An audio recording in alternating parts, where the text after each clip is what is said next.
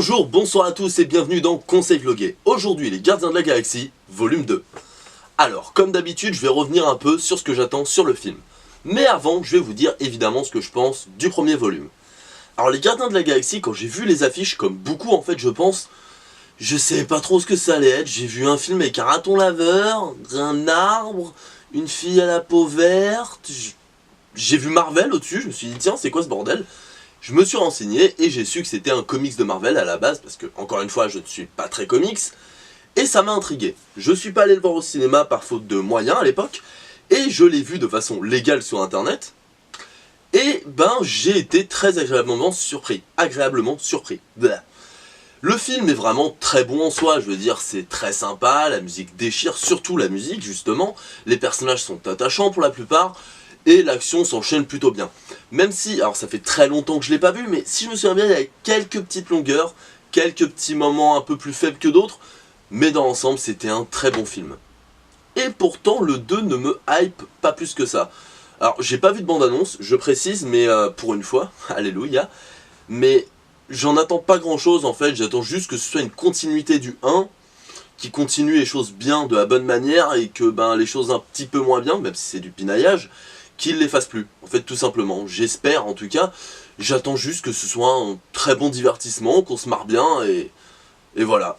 Tout simplement. Et alors Blaise du futur, le film, il vaut quoi ?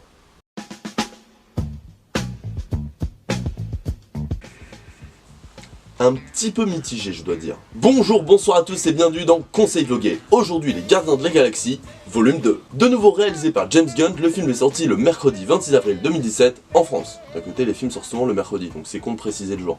Quoique Mad Max était sorti un jeudi. Ouais mais c'était parce que c'était Cannes. Ouais je me prends beaucoup trop la tête, focus comme dirait l'autre. L'histoire est celle des Gardiens de la Galaxie, là où on les avait laissés la dernière fois. Les Avengers de l'espace vivent de folles et palpitantes aventures.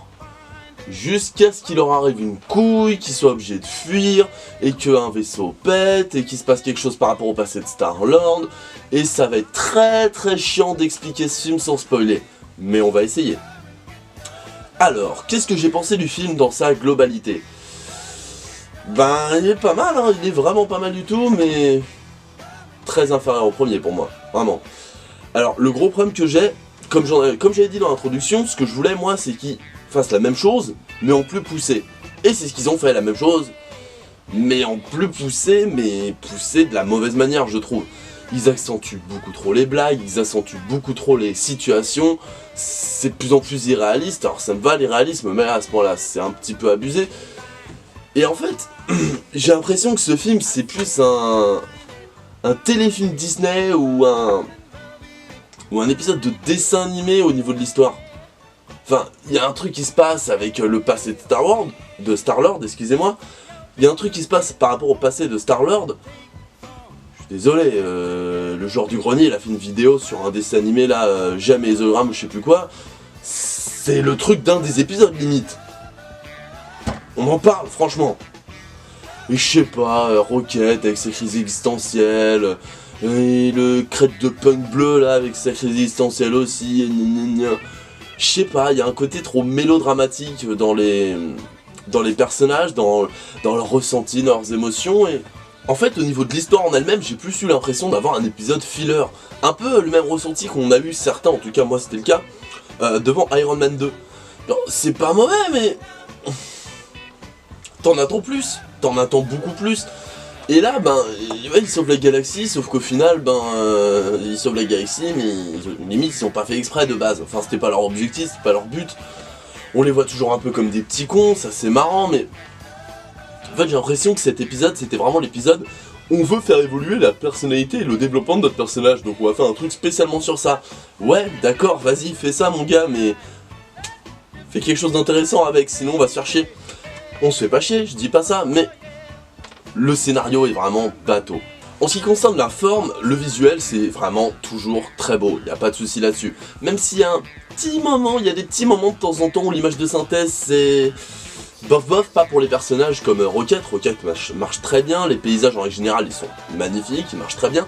Mais il y a des petits détails genre un oiseau sur une branche, une plante, un truc comme ça qui... Ouais, t'aurais mieux fait de faire un animatronique ou rien foutre, mais d'ailleurs ils mettent des animatroniques de temps en temps, genre l'énorme poulpe du début, on va en reparler de ça. Il y a des moments en vraie image, et ça rend bien, ça rend vraiment bien. Un mélange des deux, c'est pas mal. C'est pas mal aussi, que de l'image de synthèse, ça rend un peu moche par moment, enfin en tout cas factice. C'est beau, il n'y a pas de souci, sauf que c'est très lisse. C'est beaucoup trop lisse pour l'histoire qu'ils veulent faire autour avec tous ces sentiments, tous ces machins. Et les deux ensemble, il y a confrontation en fait entre l'aspect esthétique du film et l'ambiance qu'ils essayent d'installer par moment. Quand c'est en mode fun ça marche, mais quand c'est en mode serious business ou mélodrame ça marche un peu moins. Les musiques comme d'habitude sont très cool, il n'y a pas de souci là-dessus, c'est du bon vieux rock, c'est des bonnes vieilles musiques des années 70. Bref, je vais pas rester dessus très longtemps, c'est de la bonne. Les personnages en eux-mêmes, ils sont assez intéressants, il y a un bon développement même si, encore une fois, un peu forcé, mais le développement en lui-même est assez intéressant. Genre, l'évolution de Rocket, un peu amené en mode, allez, on lui fout ça, voilà, il aura un petit développement, ce con. Mais il marche très bien en lui-même. Crête bleue devient encore plus intéressant que dans le premier. Et il y a un truc qui est dommage avec lui, vous savez, si vous avez vu le film, vous savez quoi. Et sinon, ben, les personnages qu'on a déjà vus, ils sont tous très sympas, comme d'habitude, il n'y a pas de souci. Après, dans les nouveaux personnages, d'ailleurs, la relation entre les personnages, excusez-moi, des anciens devient intéressant, genre entre Star-Lord et Gamora. Leur relation de non-dit, comme dit Star-Lord. Elle est pas mal du tout, pardon, je suis un ado. Elle est pas mal du tout en elle-même, même si elle mène pas à grand chose pour l'instant, mais bon à mon avis ça sort petit à petit dans d'autres épisodes. La relation entre Rocket et les membres du groupe est assez intéressante aussi, et évidemment Star-Lord et Crête Bleue avancent aussi, enfin ils essaient de faire tout avancer, enfin c'est vraiment l'épisode, ouais, développement de personnages à ce niveau-là, et il y a du bon comme du moins bon. C'est de bonnes idées pour la plupart, certaines sont un peu bateaux mais fonctionnent, mais amenées de manière un peu on s'en bat les couilles et un peu forcé je trouve, mais bon je me répète. Pour les nouveaux personnages nous avons donc Ego je crois, ou enfin le père quoi, le père de Star-Lord.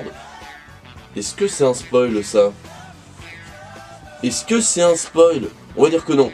Bref, le père de Star-Lord, ben il est bien, il est très très sympa en lui-même, mais encore une fois, tout ce qui va se passer avec lui au niveau de l'histoire, on le voit arriver à 1000 km et c'est dommage, ça aurait pu être un personnage autrement, inversement de ce qui se passe avec lui si vous avez vu le film. C'est chiant de pas spoiler. En ce qui concerne son assistante, je l'aime beaucoup, elle est très intéressante au niveau de son pouvoir, c'est vachement bien. Et ce que ça amène d'ailleurs une blague assez fandarme avec Drax et Star-Lord et Gamora. Quand elle touche Star-Lord, c'est vraiment sympa. Après elle a ce côté comme Drax où où les codes sociétals elle connaît pas trop, non. Ce qui fait qu'il y a quelques blagues avec elle qui sont assez bien, du genre ah je suis contente d'être moche parce que lui il a dit t'es moche, mais au moins t'as de la chance parce que les gens ils t'aimeront pour ce que t'es.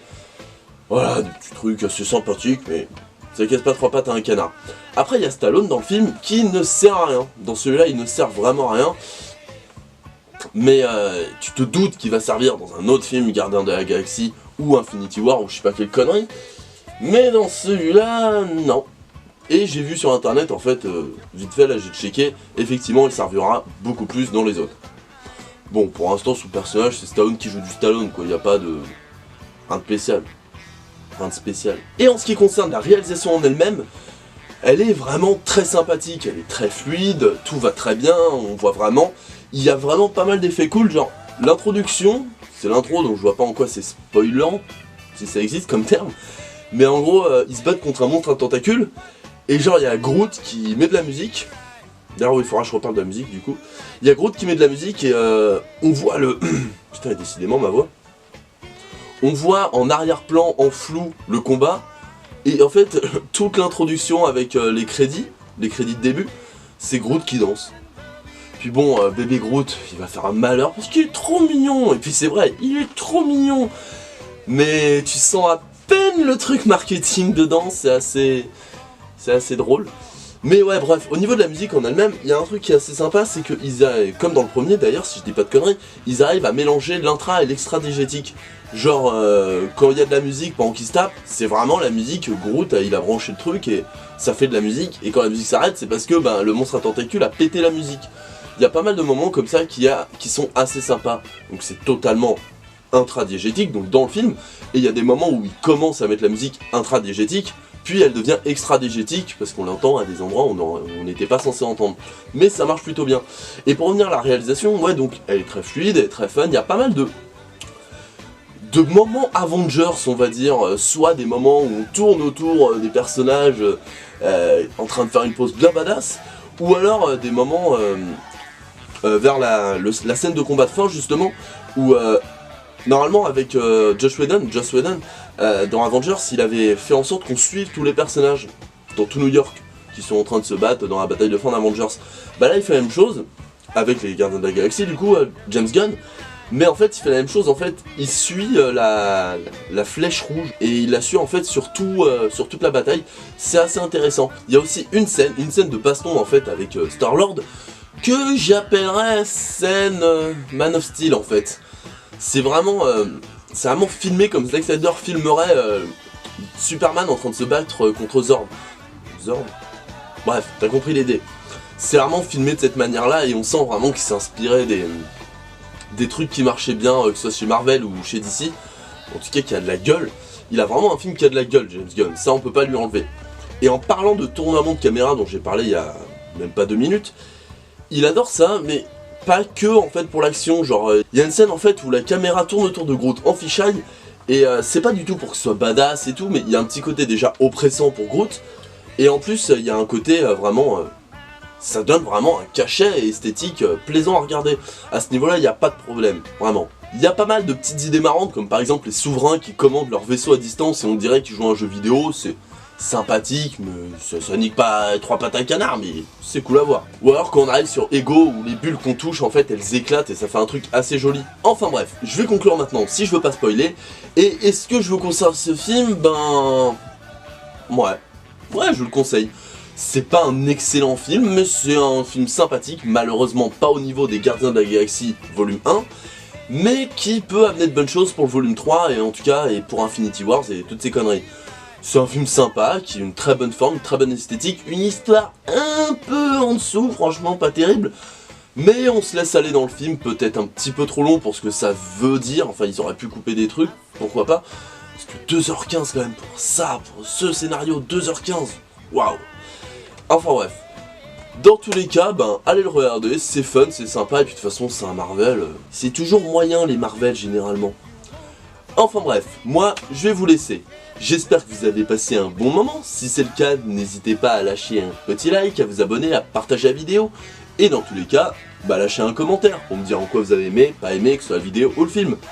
En attendant, moi je vous laisse passer une bonne journée, soirée, insérer votre espace-temps.